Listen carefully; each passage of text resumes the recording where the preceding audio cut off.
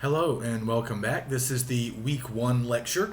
So today we will jump into the narrative of Cabeza de Vaca. I sort of introduced the text very briefly last time, but I want to get into a lot more detail today. However, I do recognize that there's a good chance a lot of us probably haven't had a chance to read too far into the narrative yet. So I'm going to try to avoid spoilers this week. I can't really promise that next week we'll have a more comprehensive discussion in week 2, by which point we should all have finished the book. But here in week 1, I mostly just want to sort of set the stage, talk a little bit about our particular edition, and some of the critical apparatus that is included within it.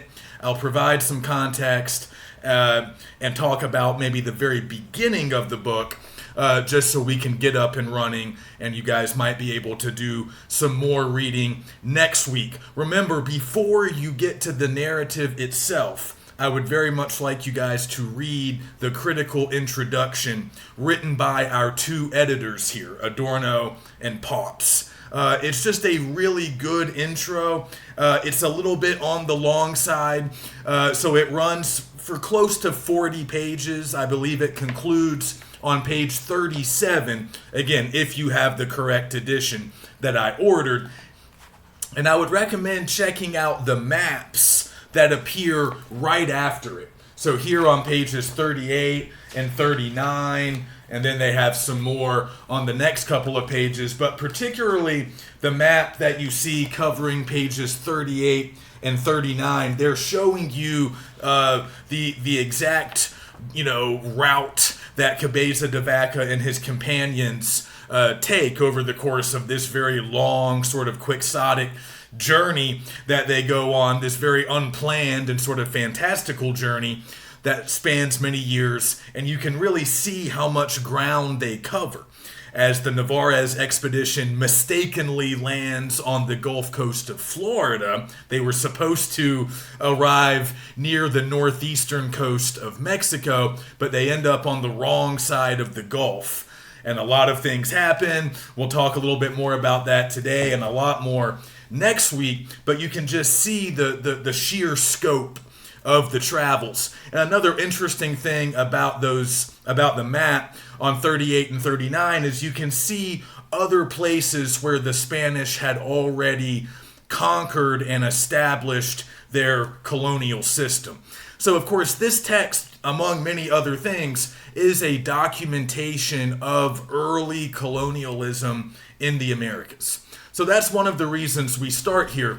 And in fact, I wanted to talk a little bit more about how we can classify this text, because it is a rather strange text, as you guys have probably already noticed. I mentioned in the introductory lecture that we really wouldn't typically call this a work of literature in the traditional sense, although the definitions for literature have been expanded quite a bit in recent years. But once you start reading, you're going to notice that this is kind of a difficult text to classify or categorize. It certainly has a lot in common with adventure stories, and we'll notice that. We'll sort of talk about that as we go. But the big question that we can sort of start with is, what is this? How do we read this? And critics have given us a few clues and suggestions. So on one hand, we can definitely read this as a travelogue or an expedition narrative. Now, expedition narratives constituted a very specific genre throughout the 1500s, 1600s, really beyond. But they're really interesting and often sort of disturbing documents of early colonial efforts in the Americas. So these documents were very much tied to exploration and conquest.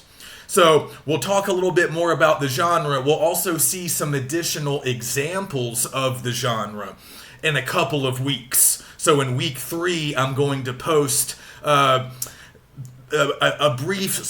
brief excerpts from John Smith, from an expedition narrative that he wrote roughly 100 years after Cabeza de Vaca wrote this one. Smith's expedition narrative is called A Description of New England.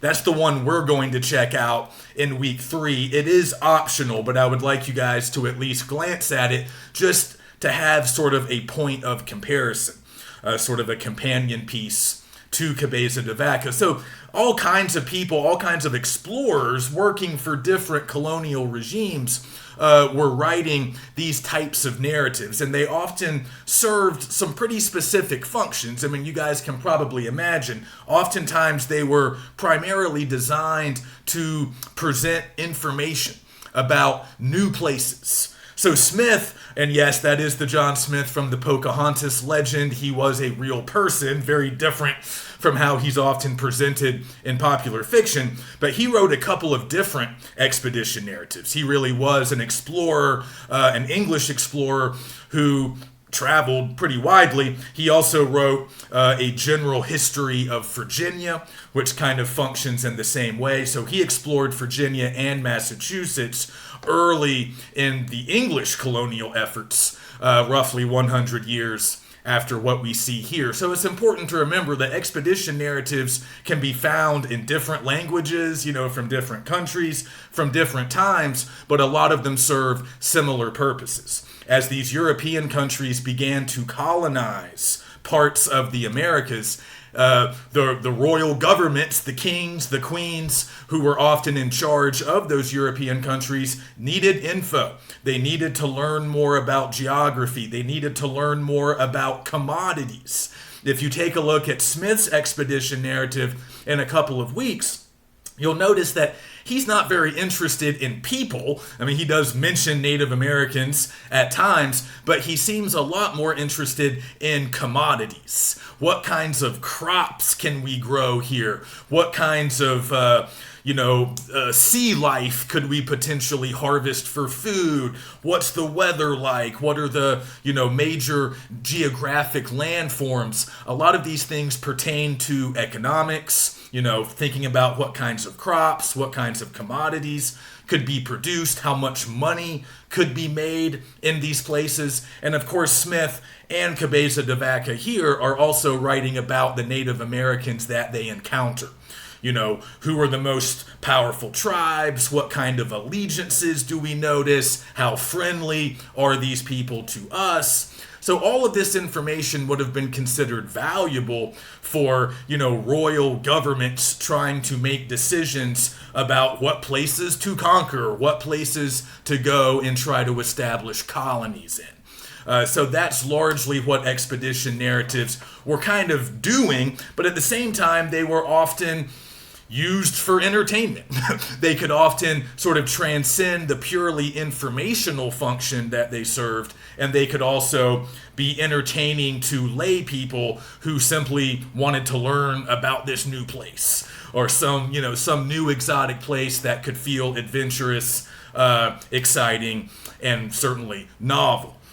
But at the same time, we have to understand that this is an official government document that Cabeza de Vaca is writing. And often expedition narratives really did start their life as what we might consider a letter of relation or an official account presented to the king in order to provide some of this valuable info that I was just describing. So that's really what we can consider this in a sort of technical sense. This is a letter of relation. These were official documents that had to be notarized and sent back to the king, or in some cases presented in person.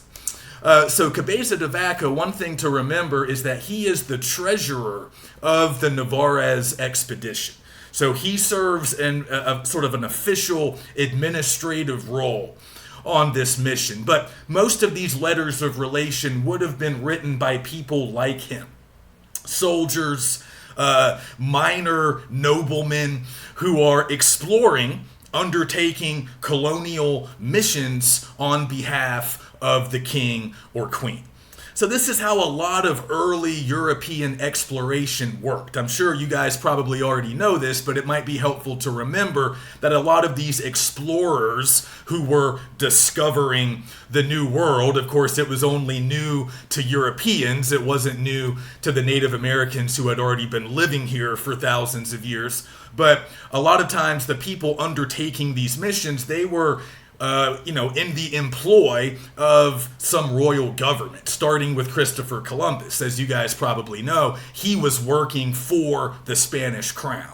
I mean, Columbus himself was Italian, but he was working for the Spanish. He was exploring on behalf of the Spanish crown, and he helped to establish the beginnings of the Spanish Empire, which is beginning to flourish here in the early part of the 16th century. So I think oftentimes, as U.S. citizens, we can sometimes, kind of focus exclusively on English colonialism, because obviously that's very much connected to our own history here in the U.S., and we sometimes think that the English Empire, the British Empire, was always the most powerful of the European colonial regimes, but really that's not the case. I mean, the English Empire would eventually surpass the Spanish Empire in terms of strength and wealth and reach, but the first really well-established, powerful European empire in the New World was the Spanish Empire.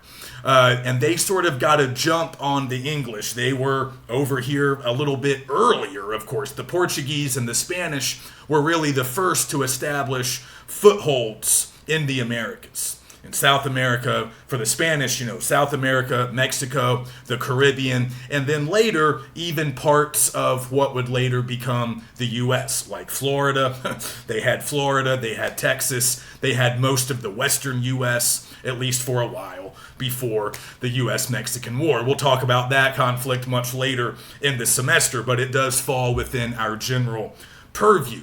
So it's just kind of important to remember that the Spanish Empire was ascendant before the British Empire was. Really, there was sort of a changing of the guard around the 18th century. That's usually when historians identify a real decline in the Spanish Empire. They got spread a little bit thin. They had so many colonial holdings, such a vast empire, they began to go bankrupt.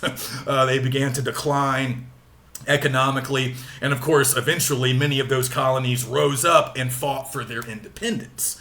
A process that, of course, also played out in parts of the British Empire. But the British Empire became more powerful as the Spanish Empire began to decline.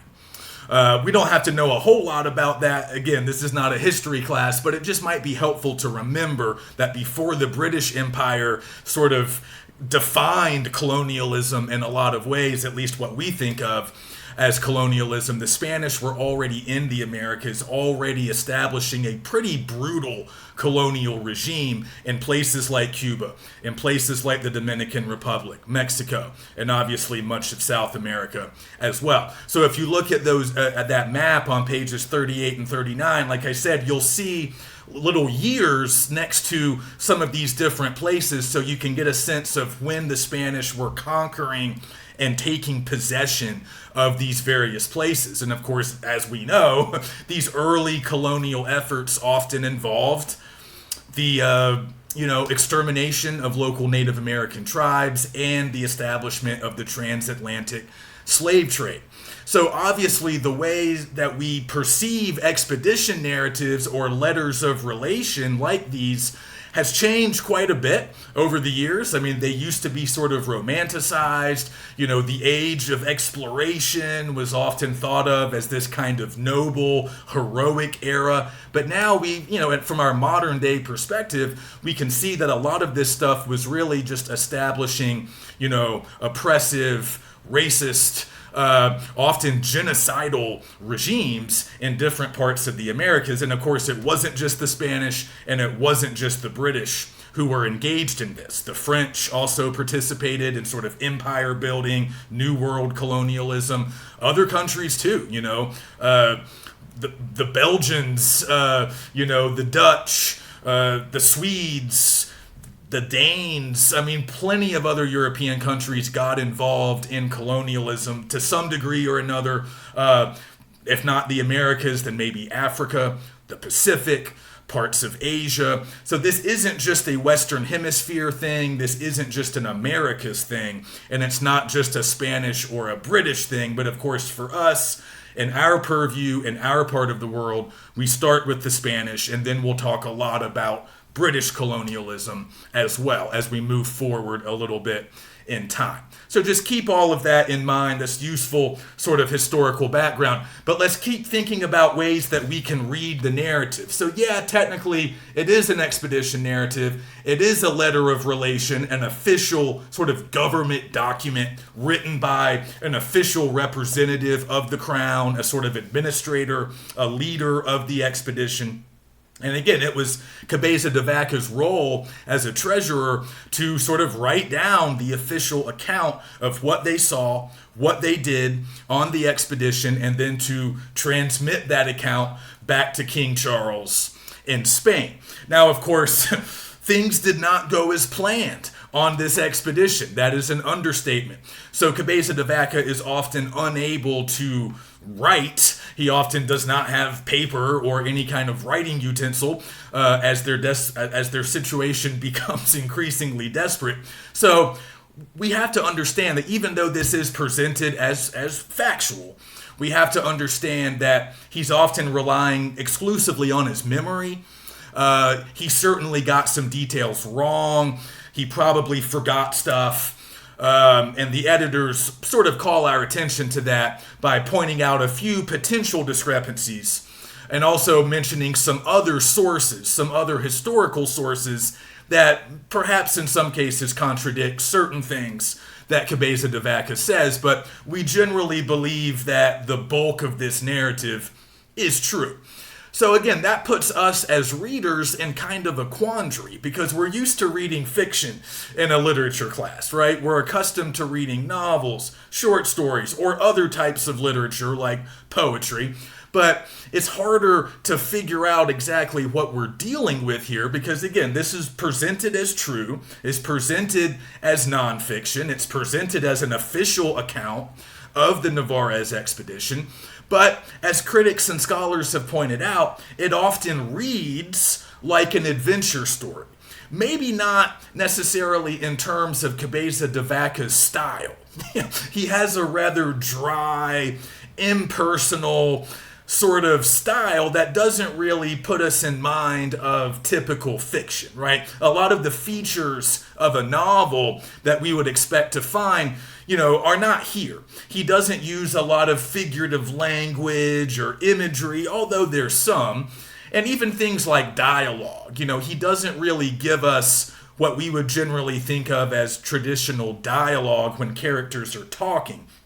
Instead, he tends to just summarize conversations and just kind of give us the gist of what was said. He doesn't really always give us line by line dialogue like we would expect to find in a short story or a novel. Also, we're kind of short on character development here.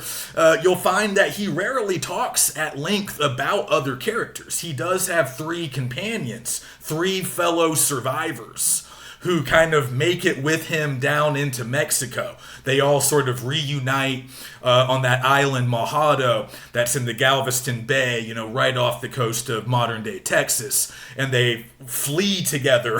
The 4 of them later flee together southward down the coast. They eventually cross the Rio Grande, which is the modern-day border, of course, between Texas and Mexico, and they continue their journey. So in addition to Cabeza de Vaca, the other survivors are Dorantes Castillo and the former slave Estevancio, who I think is a very interesting character, but we don't learn a whole lot about him because Cabeza de Vaca doesn't really talk about other people that much. He mostly talks about himself. So that's another thing we have to acknowledge here about the book.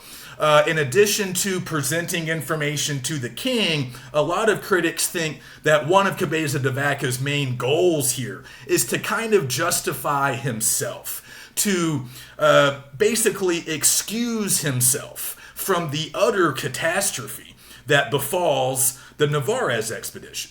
Remember, all of the other official administrators, Narvaez himself, they're all dead, right? So Cabeza de Vaca is trying to present a version of events that, puts him in the best possible light, and there aren't that many people left who could contradict him.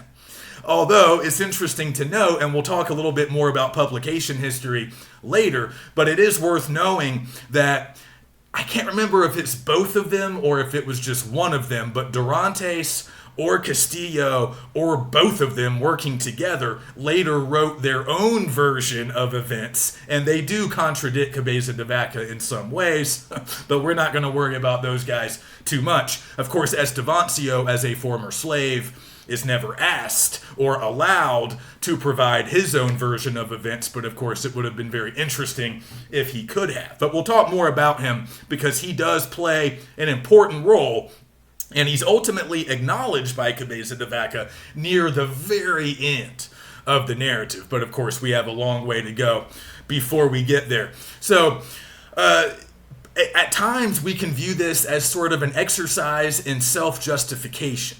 Right? He's explaining some of the things that happened, but he's often sort of justifying his own behavior or his own judgment. Like, hey, it wasn't my idea. I didn't think we should have done this. I recommended that we do something else. Or, he'll provide possible reasons, for why they did something that might seem kind of inexplicable to us. But another thing to keep in mind, and we get that it's a basic part of human nature that he wants to sort of paint himself in the best possible light, so we can observe that, but also pay attention to the things that he does not say. If we're thinking about his style, again, we'll notice that he's not writing this narrative like a typical fiction writer would, and that's because he's not a typical fiction writer. He's not a professional writer. It's not his trade. He's a soldier. He's sort of like an administrator, but he was formerly a soldier fighting for the Spanish crown. So he's not a writer. That's not his profession. He's obviously literate. He's well educated. He was born into sort of the minor nobility of southern Spain. So he went to school. He's pretty worldly, but he's not a writer by trade. So another thing that we can observe is that his style is weird. It's pretty direct in some ways. I mean, he's pretty straightforward in the way that he presents certain events. But then there are other times where he really seems to gloss over really important or dramatic moments, which I think we can observe that as well. When I'm reading through this, I'm always thinking about it in I'm always thinking about how it might be adapted into a contemporary film or a contemporary novel. And there are a lot of moments where, in a more traditional fictional treatment, or a sort of more traditional literary treatment at least, we would see a lot more development, a lot more sort of building of suspense, a lot more detail, but he just kind of keeps things moving, and he doesn't always provide really detailed or coherent explanations for what's happening or what people were saying or feeling or doing while it was happening. One of the first notable examples of that is when he explains the navigation error that results in them ending up on the wrong side of the Gulf of Mexico. So remember, the expedition leaves from Cuba, and they're trying to get roughly to what we would think of as northeastern Mexico, the coast of northeastern Mexico, in the modern day Mexican state of Tamaulipas. If you look on a map, that's not too far south of Texas, kind of getting up into northern Mexico, and it's the eastern part, so kind of northeastern. That's about as far as the Spanish had settled up to that point. So you have to remember, this expedition gets underway in 1527. So by that point, again, referring to your map on page 38, you'll see that the Spanish have already conquered a good bit of the Caribbean. They've already conquered Mexico. They've gained some footholds in South America as well, but they don't know very much about the future U.S., that vast landform north of Mexico. They don't know very much about it. They have not explored it very much. So that's a big reason why the Narvaez expedition was funded. They needed to learn more about the interior of the future U.S. Now, they were somewhat aware of the Florida Peninsula, the future state of Florida. So in 1513, Ponce de Leon and his expedition sort of discovered Florida, at least as far as Europeans were concerned, but they didn't get very far. They mostly stayed in their ships and just tracked along the coastline, starting on the Atlantic side, and then I think they came underneath, they came all the way down, through the Florida Keys, and then started to explore the Gulf Coast as well, but they really didn't do much overland exploration. They mostly stayed on their ships where they were safer, and they did make a few brief forays into the interior of Florida, but they ran into conflict with Native Americans, lost a few members of their team, and basically just got out of there.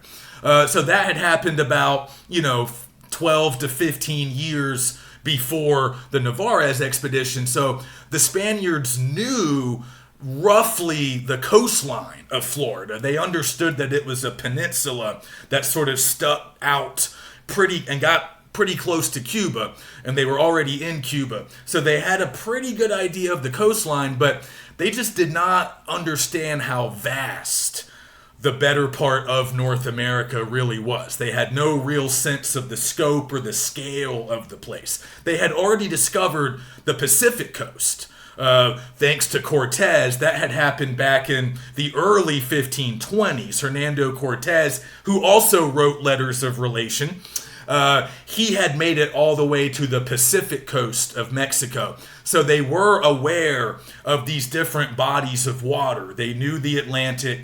They were aware of the Pacific. They knew the Gulf of Mexico, but they didn't understand distances all that well. They didn't have a clear sense of how far apart all of these different things were. And like I said, they really had not gone much further north than Tamaulipas. They hadn't really gotten up into the modern day U.S. yet, at least not with any real knowledge or coherence. Maybe they had stumbled around, crossed the border at some point, the future border, but they really didn't know much about what would later become the U.S. So that might account for the navigation error. According to Cabeza de Vaca, their navigator, who I believe is a Portuguese guy, he just gets confused, or he doesn't really know what he's doing. So they're supposed to go over to the Mexican coast on the Gulf of Mexico. Instead, they end up on the Florida coast on the wrong side, the west coast of Florida, near modern-day Tampa Bay. So again, it's kind of important to have at least a general sense of the geography here, just so you can follow all of their movements over the course of the narrative. But when he's describing the navigation error, Cabeza de Vaca doesn't really offer a lot of detail. He basically just says, yeah, the navigator didn't really know where we were.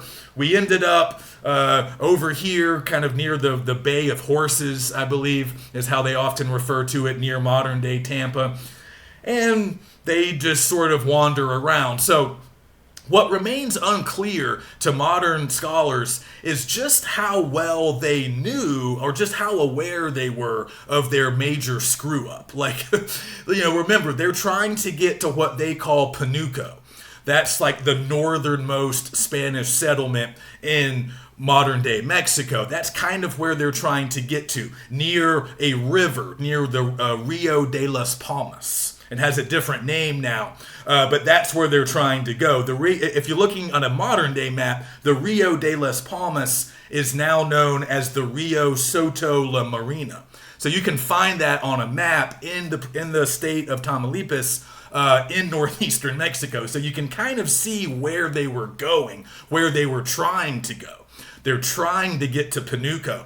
And frequently throughout the narrative, Cabeza de Vaca will use the phrase, what does he say? The way of Panuco, to sort of indicate where they were trying to go, the general direction that they were trying to go. But what remains unclear is if they had any sense of just how far away they were when they land on the Florida coast near Tampa. They seem to think that if they just start going north from where they are, sort of following the coastline, they seem to think that they'll find Panuco relatively soon. I don't think they know how far away it is. So we don't quite know their knowledge level. We don't quite know what they thought about distance. But what's kind of ironic to note is if they had continued along their course, they would have reached Panuco eventually. So, of course, all kinds of things go wrong once they sort of make landfall in Florida. They eventually send their ships back. They enter into conflict with Native Americans. They start losing members of the expedition.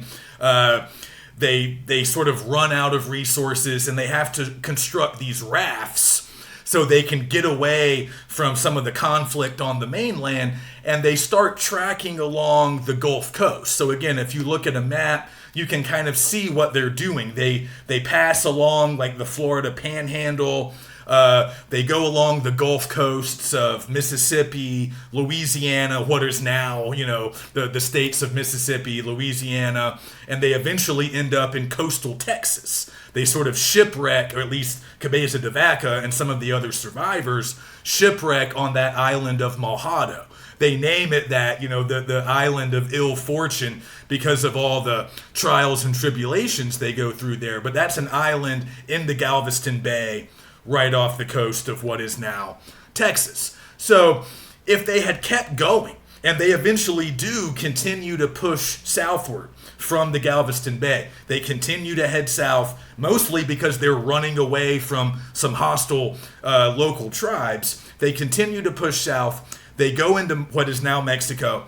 And if they had just kept going south along their current track, or what was their track, they would have eventually ended up in Panuco. If they had just kind of stuck to the coastline and kept heading south, they would have eventually gotten there. But instead, and again, we don't know exactly why, but Cabeza de Vaca and the other three guys that are still alive and traveling with him, they decide, let's go overland.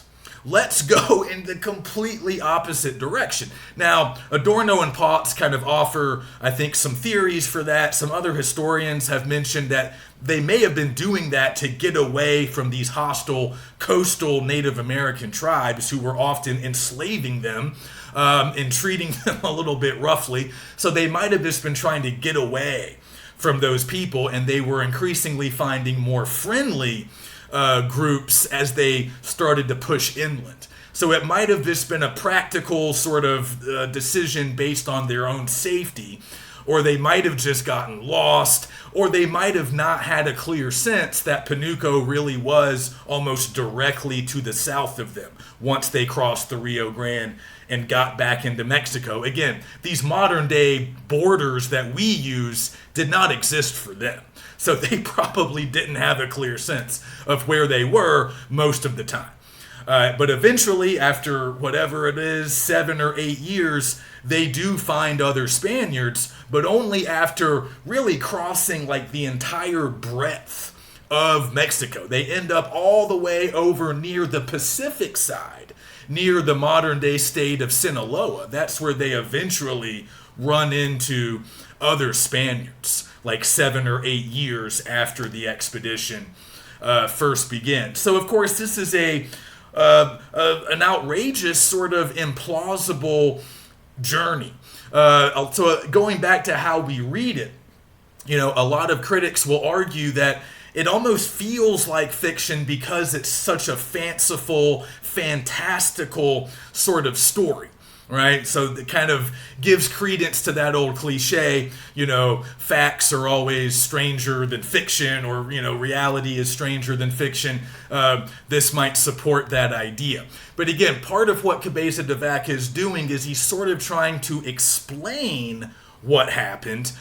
He doesn't necessarily want to take the blame himself, perhaps, but there are times where he leaves certain things unsaid, or he leaves certain moments sort of unexplained. So I want you guys to notice that. Again, you'll see it with the initial navigation error. Later, there's a really pivotal moment between Cabeza de Vaca and Narvaez, the head of the expedition, when they're on those rafts in the Gulf of Mexico, and they're getting battered by a storm or whatever. Guys are drowning left and right, and there's this sort of fateful conversation that we do get recreated here for us, where basically Narvaez is telling Cabeza de Vaca, hey, it's every man for himself. We're just trying to survive at this point. So again, I always envision in a sort of modern movie adaptation, that would be a big, dramatic, pivotal moment. But here, it kind of gets treated briefly. And there are other critical moments, like when Cabeza de Vaca is sold into slavery in coastal Texas. Moments that would get a lot more attention in a traditional work of literature. But here, whether it's because he doesn't want to present himself in an unflattering light, or because he doesn't want to reveal the full extent of their ineptitude or confusion, he'll sort of gloss over things, or he'll be very brief, and he'll leave out a lot of detail and description. So it is sometimes left to us to fill in some of those blanks. Okay, so just to kind of finish this thought about different ways that we can read or classify this text, let's just spend another moment thinking about it as kind of a forerunner, a sort of distant ancestor of later adventure stories. So there's one critic in particular, Carlos Fuentes, who argues that this is a fantastic narrative, but he's using fantastic not in the typical sense that we use it now, like just another word for great, like that was a fantastic meal. No, he's using it in the more traditional sense of meaning fanciful or remote from reality. Just look at where the word is sort of derived, right? Fantasy, something that seems far removed from everyday reality. Something very imaginative, something that seems almost impossible to the typical reader. So you could see how this narrative could function that way for a lot of readers, back in the 16th century and even beyond, right? For a lot of lay people who had no knowledge of this particular place, had no knowledge of the flora, the fauna, the Native Americans that live there. It's all novel. It's all new. It's exotic. It doesn't seem like anything that they know. So it would be fantastic in that traditional sense. And we all tend to like narratives like that. It's why people enjoy science fiction or fantasy novels. We often like to sort of get taken away, get taken out of our everyday lives and visit some faraway land that's very different from what we know. There's excitement and interest that always comes along with that. So we can see the book kind of functioning that way as well. And Fuentes also argues that this kind of sets the groundwork for future colonial American literature, whether it was written by Spanish artists or in the English language tradition. Again, there were different colonial regimes, different colonial holdings. There were differences between them, between the Spanish, the English, the French. Those were the three European powers that were most represented in the Western Hemisphere, in the Americas. There were differences between them, but also there were similarities. And in all three of those traditions, there were stories, a whole body of literature that developed over the course of their colonial eras. So even though this isn't strictly speaking literature, it lays the groundwork for a lot of future literature. Okay, so just a few ways to think about it. And before we move on to a few more sort of specific details, let's just talk a little bit about the edition and the editors, and particularly the translation. So our editors, Adorno and Potts, they write the critical intro. They're responsible for all of those descriptive footnotes that you get. You should definitely read those. And they're also the ones who translated this from Cabeza de Vaca's, 16th century Castilian into, something that English readers can obviously understand. And their translation has been praised by a lot of experts and scholars. It's been, singled out for being really literal, very rigorous, and pretty faithful to the original. Earlier editions, one of the reasons I didn't want to get an earlier version or an earlier edition is because they often tried to modernize Cabeza de Vaca's language. They would try to make it sound a little bit more familiar to contemporary English language readers. But that's not what we get here. We get Cabeza de Vaca's own voice, at least as close as we can, reading it in English. So we're going to notice a lot of the same syntax, a lot of the same lexicon, same phraseology that would have appeared in his original Spanish language version. So the editors are trying to be faithful to Cabeza de Vaca's style, even though his style, like we've been saying, is kind of weird. It's not really literary. At times it seems to be lacking in a lot of detail and description. But they're trying to keep it intact, both because that's just kind of what good translators do these days, and also it kind of serves a purpose for readers as well, because in some ways his language and his tone can be a little bit alienating for contemporary readers. It can sort of keep us at arm's length to a certain extent. We don't feel maybe as close to the events as we would in a well-written novel, right? And that kind of matters. Like that sense of alienation, that sense of being a little bit bewildered, like not always fully understanding like what's going on or why they are doing the things that they are doing. As many people have pointed out, many scholars have pointed out, that's kind of good. That puts the readers in a similar mindset to how Cabeza de Vaca and his companions would have felt. They were also alienated. They were bewildered. They didn't understand what was going on a lot of the time, especially early in the narrative. So it's important to kind of keep that in mind, right? It's almost good if you feel a little bit alienated, because now you feel at least a little bit like Cabeza de Vaca felt early in this journey, because he had no idea what he was getting into. He was exploring a new place, new cultures, new plant life, new animal life, brand new geography, and all kinds of things he had never experienced before. So one thing that Fuentes and a lot of other scholars point out is one of the things that Cabeza de Vaca has to overcome, and we have to overcome it too, is sort of our own cultural context. Our own cultural milieu is so different from what we're encountering in the text. And that was true of Cabeza de Vaca in a more sort of literal, hands-on sense. Everything he was encountering, was new to him, and he only had a sort of European perspective to work with. And that was true of pretty much everybody else on this expedition, with the exception possibly of Estevancio, who had a very different perspective as an African-born slave, probably from Morocco, who had been taken from his home years earlier but had traveled very widely and was not simply a product of European culture. But Cabeza de Vaca was a product of a European worldview, European culture, European customs. So you'll notice that early on he's comparing a lot of things that he sees to sort of like their European equivalents. Like comparing the trees, comparing the animals to things that he would have known and been familiar with back in Spain. And that's the frame of reference that most of these guys had. But over the course of the book, he kind of stops doing that.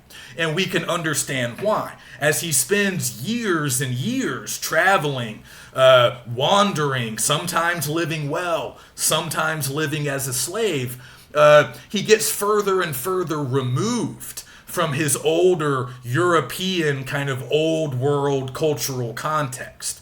And he starts understanding things better. He's not comparing everything to the old ways back in Spain. He's kind of leaving those old ways behind, and he's increasingly adapting to the new customs, the new cultures that he's being exposed to. So that's an important change in him as a character and as a narrator. So we should look for that and think about that as we're reading. And that brings me to the final way that we can read this. I forgot to mention this one earlier, but it's connected to what I was just saying. Some critics read this as sort of an amateur work of ethnography. So if you're not familiar, ethnography is a branch of anthropology.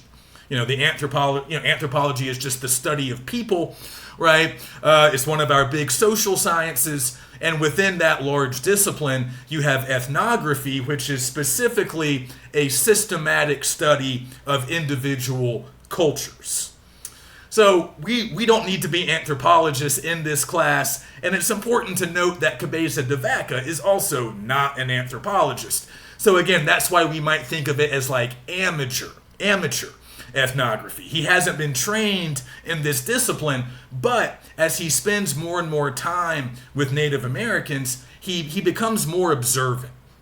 He becomes more attuned to sort of, what they do, their customs, what they eat, their sort of migration patterns, the interpersonal relationships, family dynamics. He even notices differences in sort of their level of like technological sophistication. He notices that a lot of the coastal tribes in Texas in modern day Texas are essentially like hunter-gatherers. They don't really have fixed homes. They follow their food sources, and they don't have a lot of wealth. But then as Cabeza de Vaca, and they're often kind of warlike and hostile towards Cabeza de Vaca and the other expedition survivors. But then as they push further south, they increasingly encounter more settled people. Like they find bigger population centers, tribes that seem a little bit more advanced in certain ways. Like they're practicing large-scale agriculture. They have permanent homes. They have bigger populations. And increasingly, as they see more and more of those people, they start to get accepted. Cabeza de Vaca and his companions start to get treated a whole lot better. These people tend to have more food. They have more resources. They're more willing to help the survivors, whereas a lot of those hunter-gatherers up in the Galveston Bay were just looking for slave labor. Or maybe just looking to exchange some goods. But they had a very different sort of, social structure than what the survivors find later on once they push into Mexico. So a lot of the value of the book is often found in some of these ethnographic details that Cabeza de Vaca does provide. So again, he's not always super detailed, but he does explain some things about these different groups, these different tribes that he's living with. He notices, like I said, many of their customs, their religious beliefs.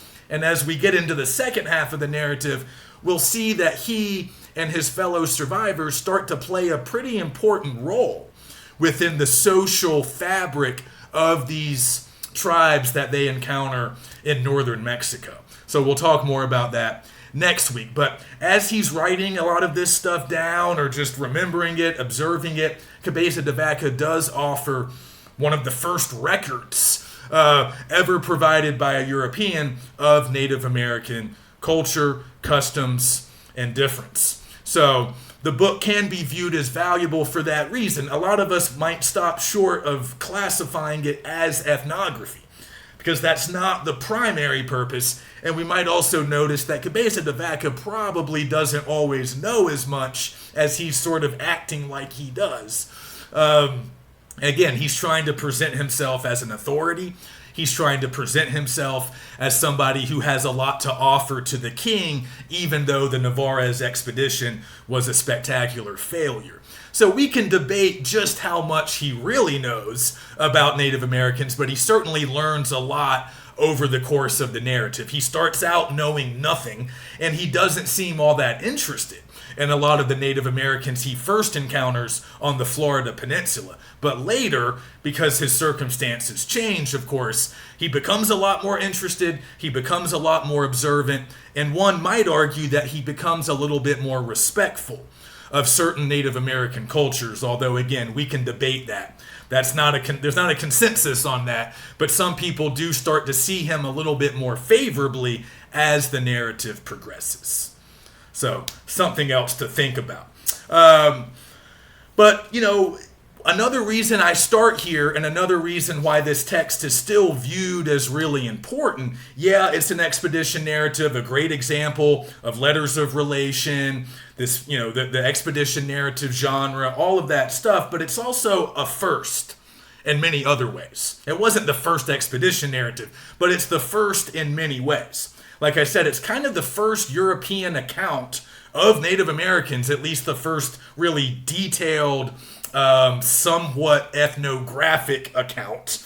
Other explorers like Cortez had mentioned Native Americans, but often in a dismissive, kind of desultory way. So we do get more detail, we do get more info on that front from Cabeza de Vaca. This is also really the first European account of the vastness of the future continental U.S.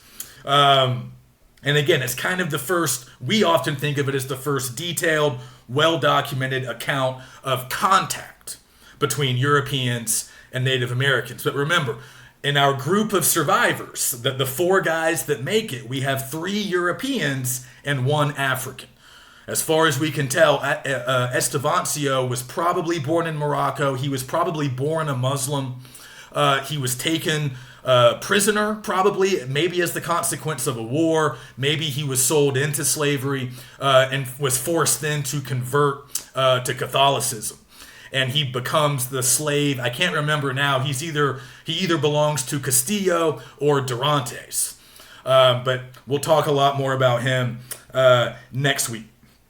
So, yeah, it's maybe the first expedition narrative to really foreground Native Americans and their culture, their customs, and many scholars would also add that it's the first text that's really about what would later become the future U.S. Of course, they spend a good bit of time in Mexico. The narrative starts in Cuba, but we also spend a good bit of those middle portions in the future United States. And again, this is about 100 years before English colonialism really begins in the future U.S. So as you guys probably know, the Brits didn't start to colonize the future U.S. until like the early 1600s. They established settlements in Virginia and Massachusetts over the course of the first 3 decades of the 1600s. So all of that would come later. But a lot of similarities, in some, at least in terms of expedition narratives and certain colonial traits, a lot of similarities to what we see here. All right, so let's talk a little bit about just some terminology and just a few other things to sort of remember here before we really get started in the reading the text. So again, read the critical intro. It is close to 40 pages, but it's worth it, okay? And it's really fine if that's pretty much all you are able to read this week. If you're a little bit behind in terms of getting the book, that's really not a problem, but you need to read the critical intro before you start on the narrative itself. And like I said, if you have to read most of the narrative next week, that's fine, just as long as you're finished with it by the end of week 2. But another thing to keep in mind, so we know they're trying to go to Panuco, and they end up hopelessly lost. But also just don't get confused by the use of terminology here. The editors, I think, explained this, but I wanted to just repeat it. again, the Spanish did not know really what was above Mexico. They knew there was a vast landmass there, but they really didn't know what was to the north or to the east of Tamaulipas, their sort of northernmost settlement in what is now Mexico. So they used the term Florida to refer to everything that was north and east of Mexico, because they had not explored that vast region, so they didn't know much about it, but they just used that term as sort of the catch-all term. So when they're referring to that vast landmass, everything north and east of Mexico, in the book, the editors will italicize the word Florida when Cabeza de Vaca or somebody else uses it in that old Spanish sense, meaning all of basically the entire eastern half of the U.S., almost like everything to the east of Mexico. That's not how we use the term, obviously, anymore. So when the editors want you to just have in mind the peninsula of the modern-day state of Florida, then the word will not be italicized. So like if that appears in a footnote or in the critical intro, if you see Florida italicized, just remember it means all of that vast land that the Spanish had not explored yet. And if it's Florida not italicized, that just means the modern day state of Florida, where of course the expedition begins, but they eventually leave Florida and continue on this sort of fantastical journey, and often a very violent, brutal journey as well. So again, the Spanish, they were kind of aware of the Pacific coast. They had explored the Atlantic coast of the U.S. Like I said, they had been to the Florida coast. They had gone up like the Georgia and South Carolina coasts and had made landfall in some of those places, but they did not know much about the interior. And that was what this expedition was really designed to assist with. So just keep all of that in mind. Don't get confused by the geography. Use the critical intro. Use the footnotes. The editors do a nice job here of explaining a lot of this stuff that we need explained to us. And the final thing I was going to mention, just while we're talking about the book itself, you'll notice, well, I wanted to just tell you a fact here that you'll also pick up from the critical intro, but what we are reading here is the 1542 edition of Cabeza de Vaca's narrative. He would later write a new version in 1555. Okay, we're not reading that. That was included in a larger body of work where he also talked about his experiences as a colonial administrator in Paraguay and some other things that he did over the course of his long, pretty adventurous life. So we're not concerned with that edition. But what's interesting is in that 1555 edition, he basically just reused his 1542 account of the Narvaez expedition. There were a few small changes, but for the most part, it was the same narrative with just a few, cosmetic adjustments, more or less. There were some changes, but not a lot of changes. So we're reading the 1542 version, but there are no chapter titles in this version. Later in 1555, he would add descriptive chapter titles. So I just wanted to point out the fact that the editors have helpfully included those descriptive chapter titles in case you want to use them. So otherwise, it's just kind of one long block of text without any natural stopping places. But if you know where to look, you'll find those descriptive chapter titles that were provided in the 1555 edition. And they're sort of indicated by the letter V.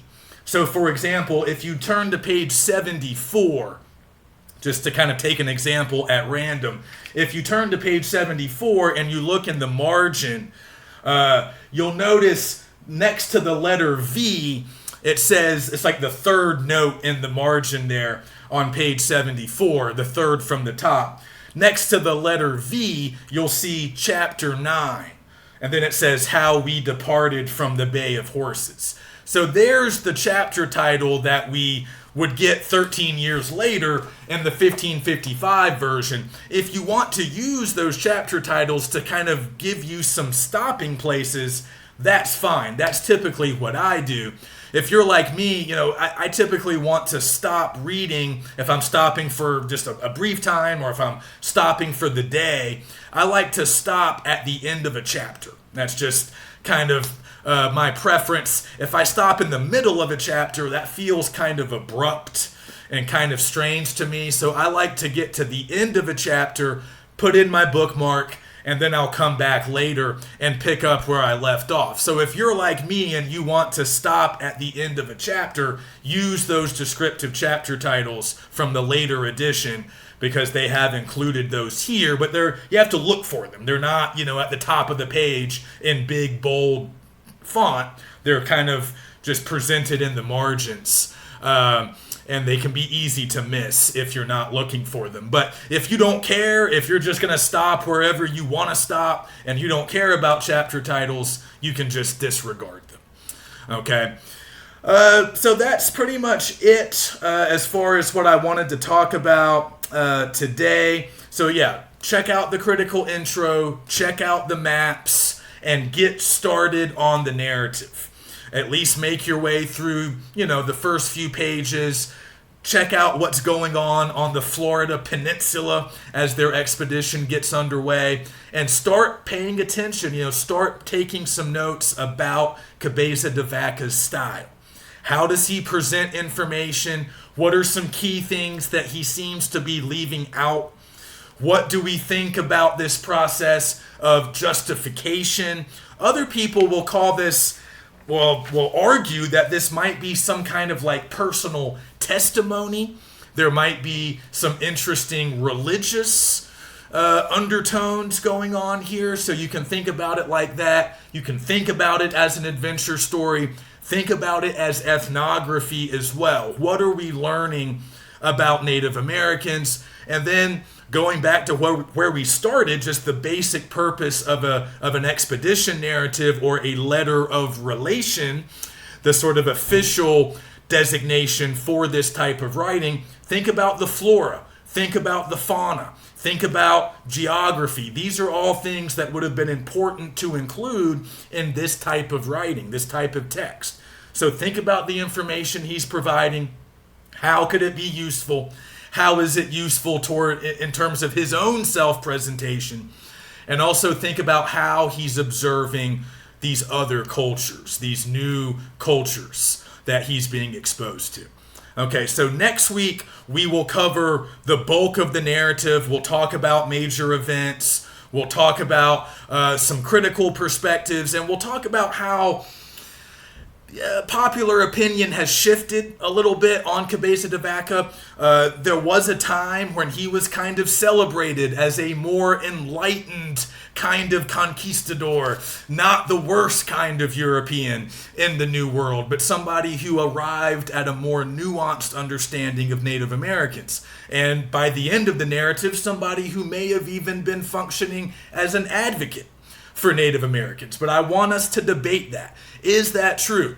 And the contemporary sort of moment that we're in now, a lot of critics are sort of rejecting that positive, sort of optimistic reading of the guy, which, that was more common, middle of the 20th century. Now, a lot of critics are thinking, no, he's still a part of the problem, even if he does provide valuable ethnographic info.